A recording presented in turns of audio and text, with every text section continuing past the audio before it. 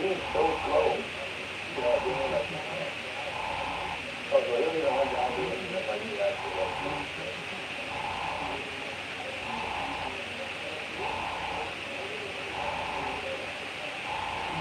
I think he's full.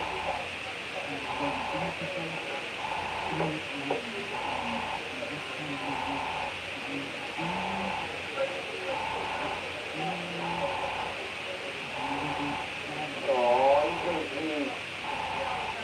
He's going to be. Hey, you out there? Really? Hey! He needs to come out.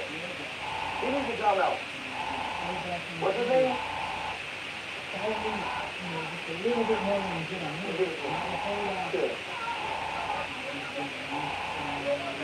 He's gone. He just messed up his stone.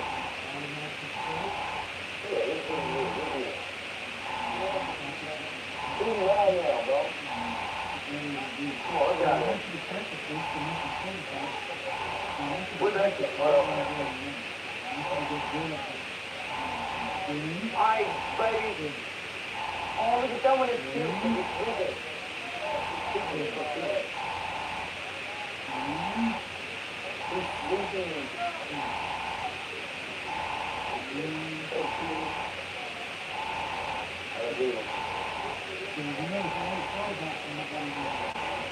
Come on, now, get out.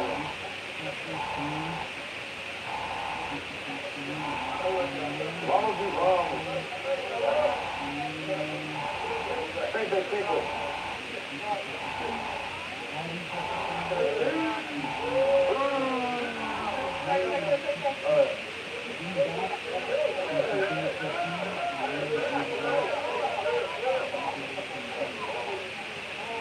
All right, where's the rod there?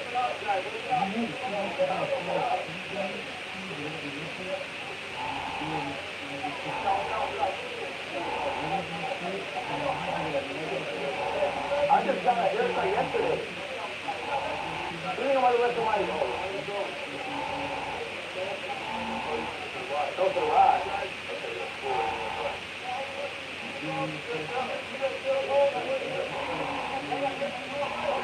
I'll make you food, and I'm gonna wait.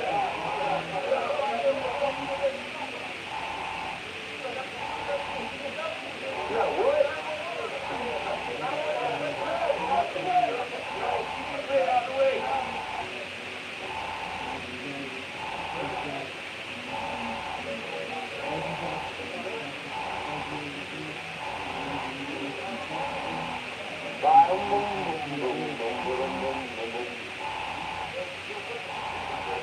Wash your hair?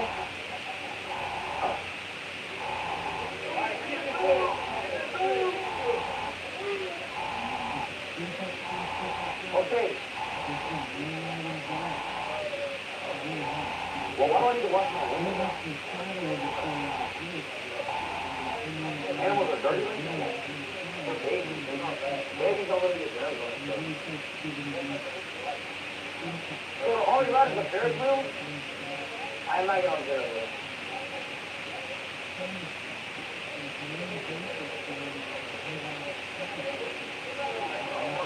There's a spinning one? That one's pretty light on my hand a little bit. Oh, don't you got food in? That's getting cooked, man. Come on, bro. Y'all can't even get this food, man. Who's looked out? Who's looked out?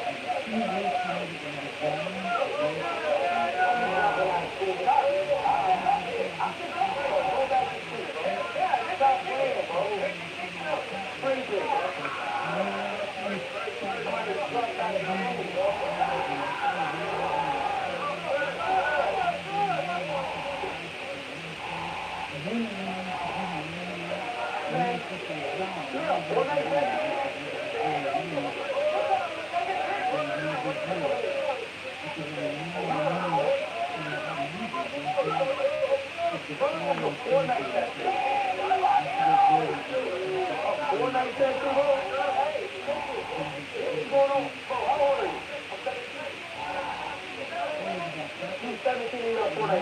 Yeah. You're not done? It's fake?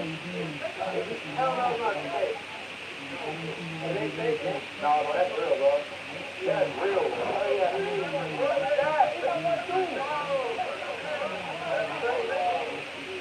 That's fake, boy. That's Poland, bro.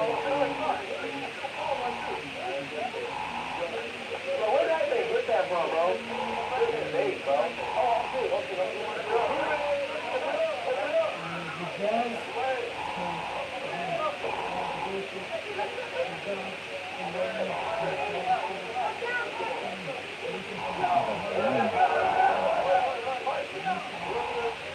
Where's the Raja?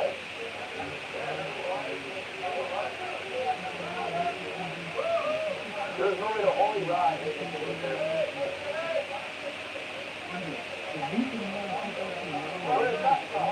Okay, we'll get the rest here.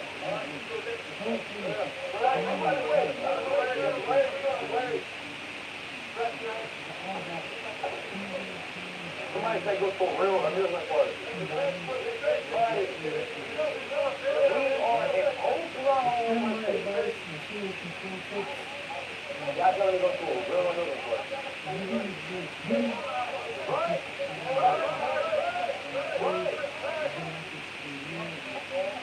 What?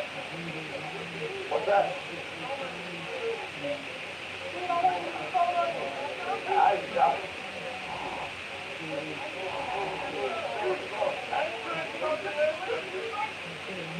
I'm doing a whole fucking hot can here. That's the flat.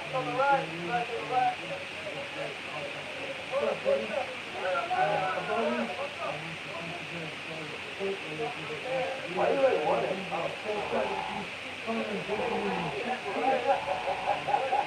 Why do you want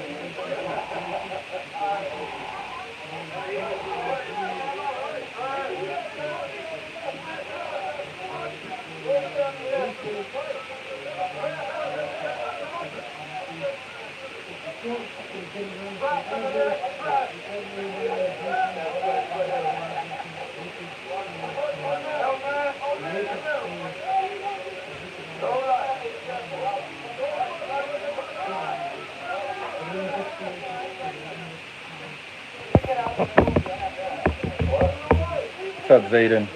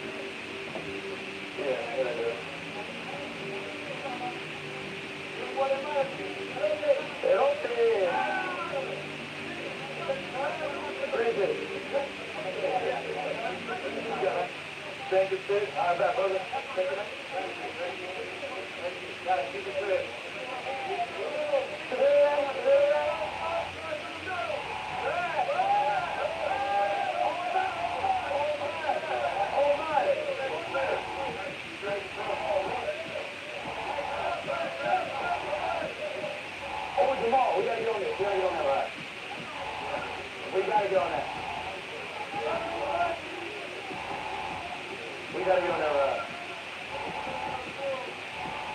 Open up.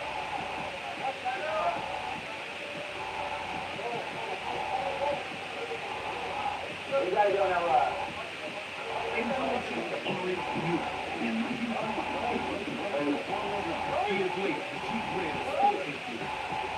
Yeah, I want to go on that ride.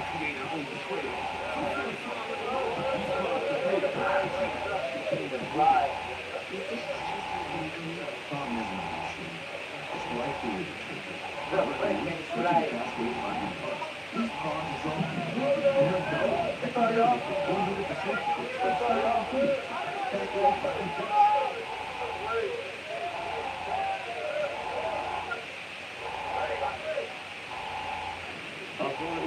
Here at Free Tech Studios.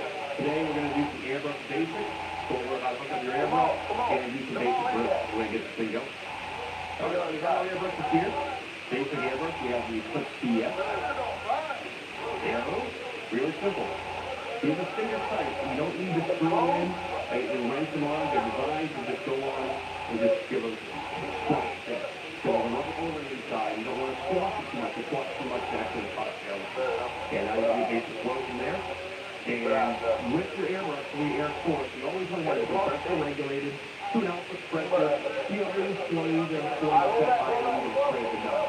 I usually spray between 40 and 60 psi at the gun, depending on the pan I'm using. So I'll usually have my compressor set at around 70 to 80. Then I'll regulate the airbrush here at the tank with a regulator like this. That way, as you want a different paint, you can go thicker and thinner, and you can change your air pressure as the tank. It's much easier going back and forth. As far as other hookups, you have multiple airbrushes. You only want to use one hose, and I'm doing is I use the quick connector, which is the same airbrush, and you have male and female quick connector. Now, this is pressure on your gun. The same exact length, not step. And then on your hose line, you have your own connector. And you just have it. And you're good to go. You put paint in the gun, and we're going to be using spray tech color spray tech black. Spray on the ball, and we do all the rest of that. And there we go. So, we got our spray tech transparent black. Regular spray tech color. Spray on the ball. Off the cap. You don't have to go up just enough to get going. Put the cover on. I always put my thumb on it. And just get a little bit big circle on it. Check the spray. Then I get painted. I'm going to go with basic drills here. So what I have here is just a piece of paper. You can use anything. You can use t-shirts, you can use cloth, you can use towel, you can use paper towels, stack over and over again. Use it just to get your basic drills. What I'm going to do is take my ruler. I've drawn a couple lines with a pencil. Just guide it. And we're going to start with the very basic, which is the dot. The key to this is always keep the air pressure on. These triggers are not variable. They're on or off switches. If you push out a little bit, you can get a little bit of air, but it's not controllable. It's designed as an on or off switch. So air on, air off. When you're painting the dot, you want to go air on, pull the trigger back. That's when let paint come out. And then you're going to close the trigger off until it stops the paint. And that's how you do the dot. When you go right to the surface, you're going to pull the trigger. And then back. And a nice dot. We're going to move. Do it again. And the reason I do these lines is so I can stay consistent. It's going to help with spatial relation as far as airbrush to the surface. Because what you'll notice, I'll do it right now, if you're close to the surface or further away, you'll get different lines. When it's really close, it's going to hurt a little bit. Like a little dot. But if further away, I get bigger dots. If I pull the trigger back far, I can get really near, or I can get really close, pull back a little bit, and get really tight and small. But notice one thing that's happening all the time, my air stays on the entire time, and I'm just rocking the trigger back and forth. If you do this enough, you'll get that into your head as far as how the air is flowing. What happens if you do this every time you start to stop? If you stop the air before the paint fills up before the needle gets set back into the fluid nozzle, A little bit of paint ends up on your needle. And what happens is this. You look really close, and I put the trigger, it's this. So what's happening, I'm not pulling the paint off all the way. So as you're spraying that air through the fluid nozzle, through the needle, as you shut it off, so the needle retracts back into the fluid nozzle, closes off, and the paint comes out, that air goes to the final off here. But if you leave the needle back, the air goes off, the paint stays the needle, and you get these little things. Nothing happens. So that's when you practice a roll dot for this. Try different widths, different distances, and try different pressures, and find out what works for you and the paint how you pull the trigger. Everyone's going to be a little bit different. I've been painting for over 30 years, and I will go from 30 psi to 60 depending on the paint I'm using or the consistency of that paint. So that's the real key, is just kind of find that sweet spot, find where it works for you. Higher pressure, thicker paint, thinner paint, lower pressure, change the distances and play from there. And you always have good results. After 30 years of painting, I still do this almost every day when I paint. The reason I do that is it makes sure, A, my paint's flowing properly, make sure my gun's working properly. Like maybe I have a bend in the needle. Maybe I didn't see it well enough before. So I'll go to do that first dot, and instead of being a nice smooth dot, it'll kind of look like this. And what that's going to do, maybe there's a bend in the needle. Maybe there's debris in the nozzle. So before you put it on your canvas, like right in the middle of a key moment, 1 second. we can say we're like, so even if it's 30 years in the needle, I do this stuff every day. And then there's some more people on there. The next tip I want to do, if I'm going to go on the road, is daggers. When you go through the daggers, that's kind of the two main key strokes you want to really get that. And doing your this, you bring that into your body. There's a trick we learned a long time ago, lots of different sources, was take a little paper towel like this, stick them to the board, it's really cheap. If you use daggers and dots, or all these strokes in the study, do a whole roll of paper towels, by the time you see that roll, your muscle memory is starting to really get ingrained, and it becomes second nature to paint it. So let's get to this.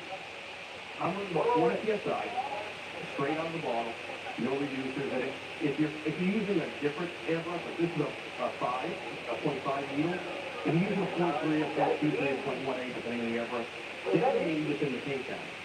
But with the proper air pressure and the right fluid nozzle, straight on the bottle, it's good to go.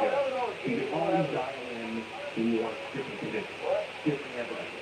I wanted more different than this couple more different than this, so there's always going to be a tweak. So there's never one answer to a magic CSI with that reduction for airbrush. Remember, when you look at paints that have the uses to it, a lot of times you'll look at spraying on a larger gun. Airbrush is the secondary, so you have to tweak those a little bit. So 4 psi here, you look at 50 if you want, and I can reduce it down. If the difference is, what you really notice is, you might go through the flow, so the dots will be nice and round and might not have a little fuzz. It just depends on what you want. As a teacher, I was back in the day, I was 80 psi, 60 psi, so you move really fast with really thick paint, so you can play with it. So let's do another one over here. This is your guideline. This just makes it easy. You don't have to do this, but Oh my it makes goodness. it easier. Or you can take print paper. Why is this so Now I run the same thing, but I want to be a little bit more consistent with my distance, like an inch apart. That's going to help with space relations. So I'm going to keep the dot the same size.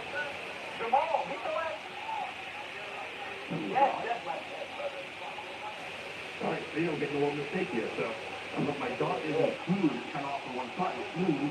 My dot moves a little bit. I probably like a little brush in the end. All I'm going to do is just pick that off a little bit and go from there. And that should solve that problem. I've been cheating on my board games. These caps are going to go away a little bit. Kingdom, the latest puzzle game that's just come out, and I can't get enough of it. Oh, you won't believe this, but this game has no app. See, now it's all nice and right. So that's just a little bit. Just that little bit of dry paint. The drop just a little bit off.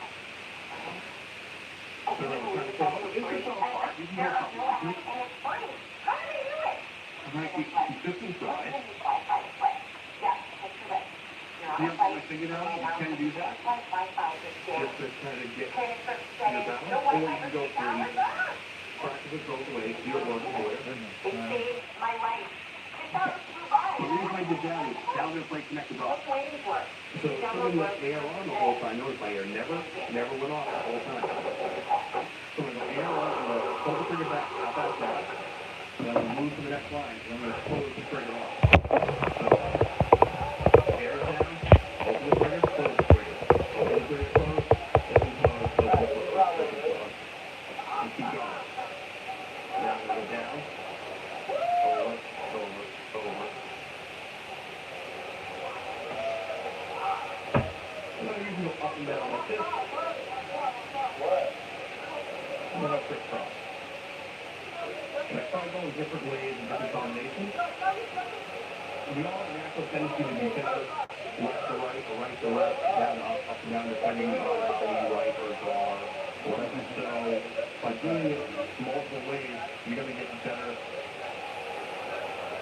muscle memory. You're going to tap everything right away. You just keep going. These are a great way to practice. Moving on to the next drill that I do is I do just dagger throws without the dot. I try to keep in the same area, and I'm usually doing three. And if you're doing dot to dot, and you're closing off, and when dot to dot there, this is where you get the dagger throw. So I'm going to open it up, and I hit the dot, and I move, and I close the trigger. See how it just starts to go up to a point? And if you keep moving, you get these dagger throws, these more rat tail throws is what I start with, what is what it's called. So what I like to do with this for practice is I'm doing maybe what each of this. If I do the three, 1, 2, 3, that's going from left to right. 1, 2, 3, down. 1, 2, 3, right to left. And then up. I do that. Up home. And, you know, I do kind of, just do a whole few of these. I'm going to go my board. I got it. You can even do I'm angles. going to do it. I'll But doing those different strokes is training that muscle memory to move in any angle, any direction. And you can do the same thing. All of these you can practice different distances. You can do dots from a distance.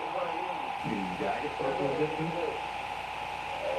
See those nice tapering fades. You do mirror one. And notice when you do the longer one, even the shorter one, you don't have to give you a back. You notice I'm not locked up like this. I'm not just tight here. I'm using my upper body as range of movement so I get a nice flow. That's going to help you with a consistent flow line and move my whole line. Even when I do little ones. Notice how much my arms and shoulders are moving. I'm not locked in just doing this. So that's going to kind of mess the lines up. And I can do two hands. This one I use movement. This one I use stability. And I can walk and roll back and forth like this without problem. And really keep my bearings and go from there. And a few more drills to go over the next part. But you do this consistently, you start training that muscle memory and your hands strong to get everything done. Change keeps changing out here, we're going to something new. After those drills, when it goes up too straight, everything's kind of rigid, straight lines, vertical polygons. Now you got to practice some more flexibility now. So you want to see more of that too. As opposed to body keeping straight, you want to do more wrist. And that's going to help you get nice curve and surface and things like that. So, this drill I love. It's a variation of dagger stroke. So we have the dagger that we just talked about. So now I'm doing two with my punch. Oh my God, I'm going to I'm about to come up, baby. I'm just going for that punch right now. See that? And if you look at my wrist, I'm doing more wrist movement here. Now the other wrist. This is the other wrist. That right now, the wrist. And see, I'm going to skip there. Just clear it up. Oh my God. Holy shit. Oh my God. Now, put on that tip happen. When you use this gravity sleeve and things like this, you don't see the lines in the top of that cap. And it covers up the hole. And what happens is, you lose the back pressure. You want to slow going through, the paint will drop, and you'll get skipping. That's where all the skipping happens. It's here. Another thing about the skipping is you didn't put your cap on. It's too loose, or you're not tighten here. Any of those things will cause loss of vacuum, and you'll get skipping and things like that. So, you always check that vent hole, keep it clean, and keep it moving. So you probably notice on that next one, you doesn't feel better. Much better. So small, much better.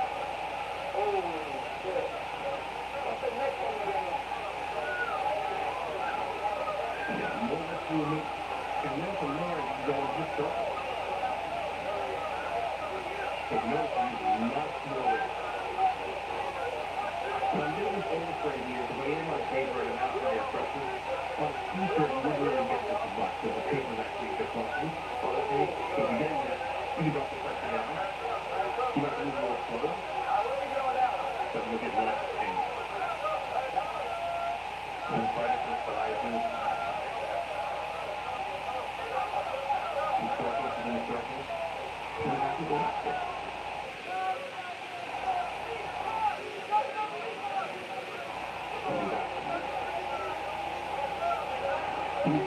Muscle memory, you keep doing these, and you start doing these freehand work, detail work, and if you get into a t-shirt, things like that, this is where your script writing and all that will come into play. If you do a beat team, which has been one of the popular things forever, this is basically what that is. They all start out with a long dagger script,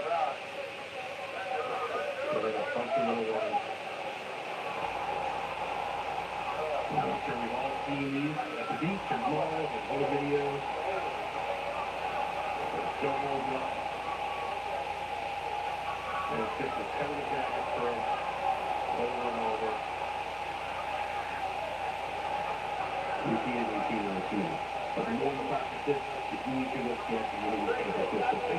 And a couple of drills to show you, and move on to that, and then change your shape and move on.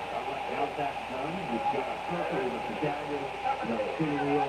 Now, last couple of things left to do, and we'll look at the loose view after the total, and we'll go stick this in. This is a really great practice for next time you're doing your lettering for your script. So the first one I do is, get it going. So that's the letter E, but you just keep it connected. I'm trying to keep my mouth revision, and I'm using a little bit of my wrist, so what I'm doing, this is pretty consistent. You can go stick the pin by opening, closing trigger more as you go into a line. And before you do this, you can practice this. Just do a line and keep moving the trigger. You see how it's open, stick the pin?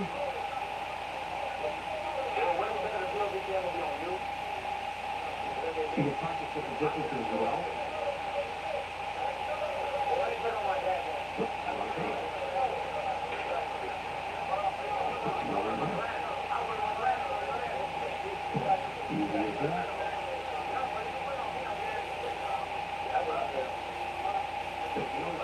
This is the thing. I didn't move the trigger at all. And you're keeping the distance and the thickness change. So what I do for this loop is I vary the trigger as I'm going. And it's really fast to get in the rhythm.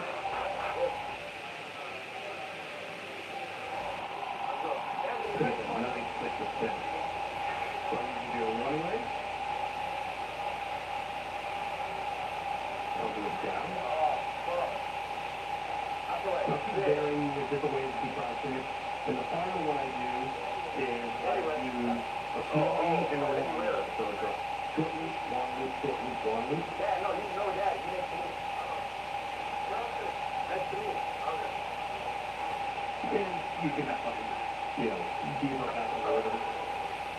If I'm riding a bike, I started doing t-shirts about 30 years ago. So I don't do getting anymore, but it's still like that. And the more you practice, the better it comes. I'm going to change this piece of paper out. And do a little view to show you that, and we'll close this thing off.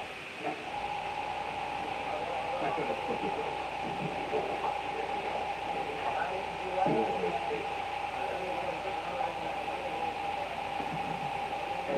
So, regular loop. One side. That is one ugly skull. You get a little. Then you go to the other.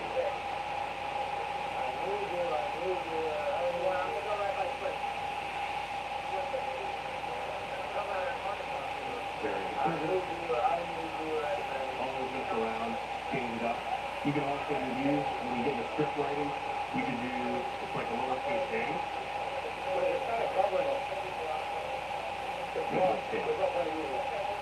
That's a whole other video on leveling and things like that. But practicing, use basic drills daily, weekly, as much as you can. You're going to get that muscle memory developed.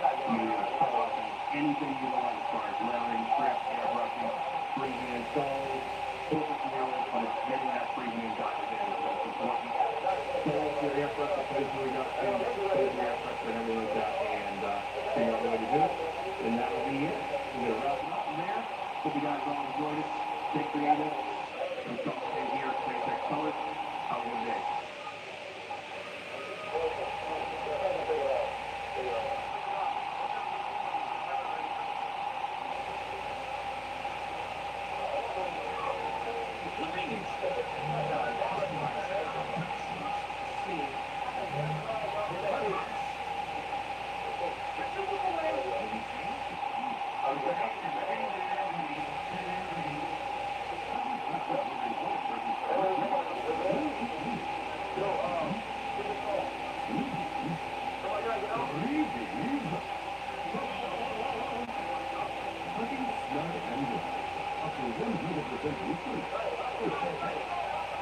Welcome to another Airbrush Persona video. In this video, I'm going to show you how to airbrush some bullet holes.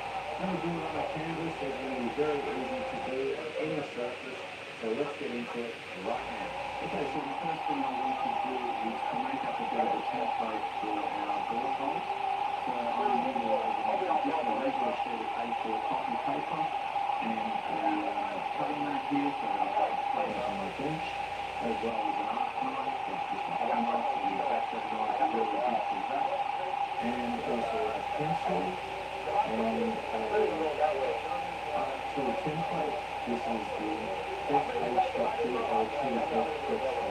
This is the Circle Effects Blasted series by Ryan Henderson.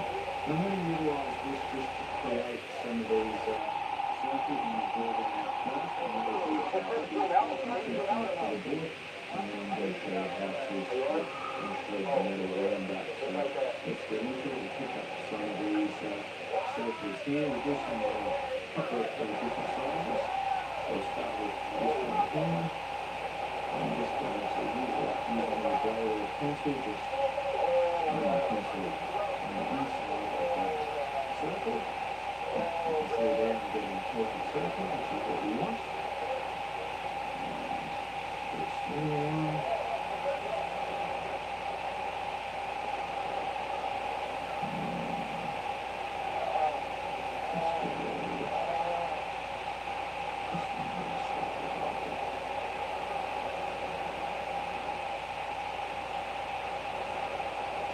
One more to be more, we'll just do it.